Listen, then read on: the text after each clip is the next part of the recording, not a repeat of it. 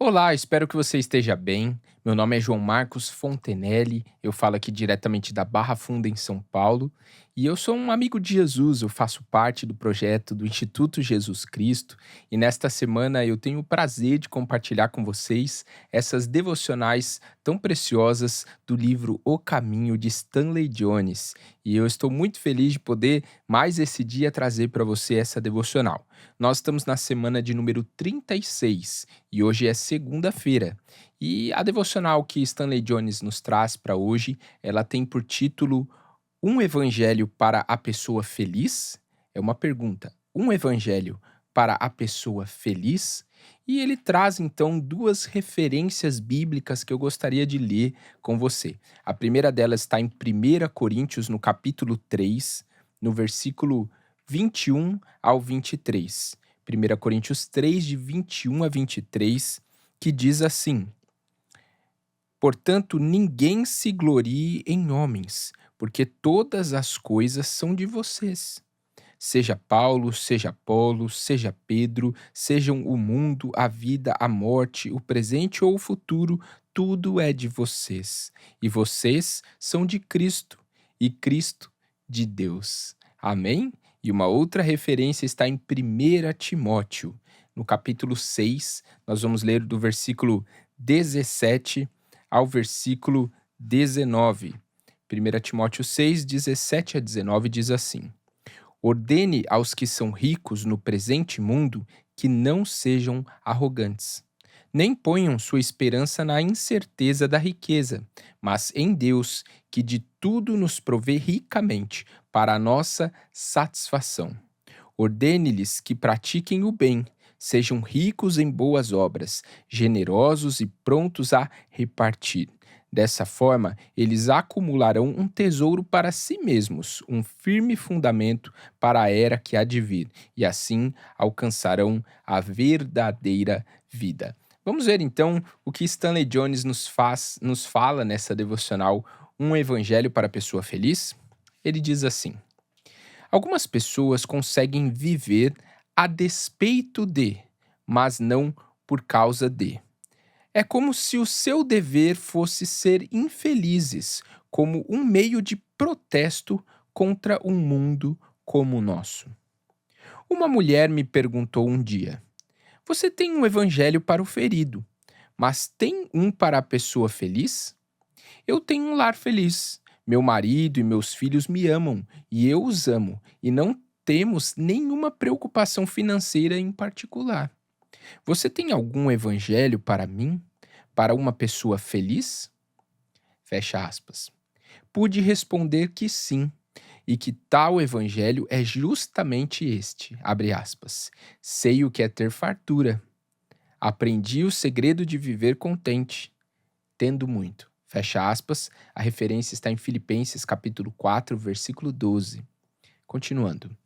Quando somos cristãos, podemos tornar a, entre aspas, fartura mais abundante e o, entre aspas, muito mais próspero, dedicando-os e tornando-os instrumento dos propósitos de Deus. Sem essa dedicação, a fartura e o muito têm um verme, o verme do egoísmo, que devora o seu coração. Mas a fartura e o muito, quando dedicados a Deus, são sadios e harmoniosos. Consideremos o amor. O cristão, com a sua lealdade central voltada para Deus e para a pessoa com quem está comprometido pelos laços do matrimônio, é livre para aceitar e dar amor. O lar em que escrevo estas palavras é um belo lar, com um profundo e belo apego entre marido e esposa.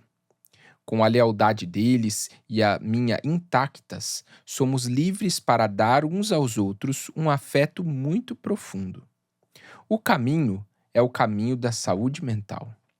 O Deus que fez o nascer e o pôr do sol, que coloriu o lírio, que pôs um sorriso no rosto de um bebê e o riso em nossa alma, não é feliz quando estamos infelizes. Deus nos fez para apreciarmos tudo de maneira positiva, para amarmos e desfrutarmos de tudo. Alguém imaginando como seria um ashram escreveu: O irmão Stanley anda de um lado para o outro com longas vestes negras e o restante o segue lamentando, fecha aspas. Nada poderia estar mais longe da realidade. O povo não segue o, entre aspas, irmão Stanley, mas Cristo. E, consequentemente, há alegria, não tristeza, e riso, não choro. Abre aspas. Tudo é de vocês e vocês são de Cristo, e Cristo de Deus. Fecha aspas, a referência 1 Coríntios, capítulo 3, versículo 22 ao 23, como nós lemos no início. Continuando. O mundo da beleza, da arte, da amizade e das coisas em crescimento, e o puro prazer de viver, tudo pertence a você, pois o caminho está escrito neles, e quando os recebemos, encontramos o caminho. Deus, entre aspas, sustenta-me firme nas alturas. Salmo 18:33. Sim, nas alturas do amor e da vida. Vamos à oração, diz assim: Ó Cristo, tu me dás tudo. Sou belo em cada flor, rico em cada amizade, feliz em cada sorriso de um bebê e alegre no sorriso de quem é verdadeiramente alegre. Eu te agradeço. Amém. E a afirmação do dia: quando as coisas estão a meu favor, posso aceitá-las, e quando estão contra mim, posso aceitá-las também. Que belas essas palavras de Stanley Jones, não é verdade? Isso nos leva a refletir profundamente e algo me chamou muita atenção que foi a aplicação que ele traz da fala de Paulo. Eu nunca havia pensado dessa forma. Paulo vai dizer assim: olha, eu descobri o segredo, né, de viver contente tendo muito ou pouco, né, tendo abundância ou necessidade, tendo fome ou eu tendo o alimento que eu preciso. Isso me fez pensar, porque não são a quantidade de coisas que nós temos que nos garantirá a felicidade no mundo. Não, a gente sabe que não são as coisas, não é a quantidade de coisas que nós temos.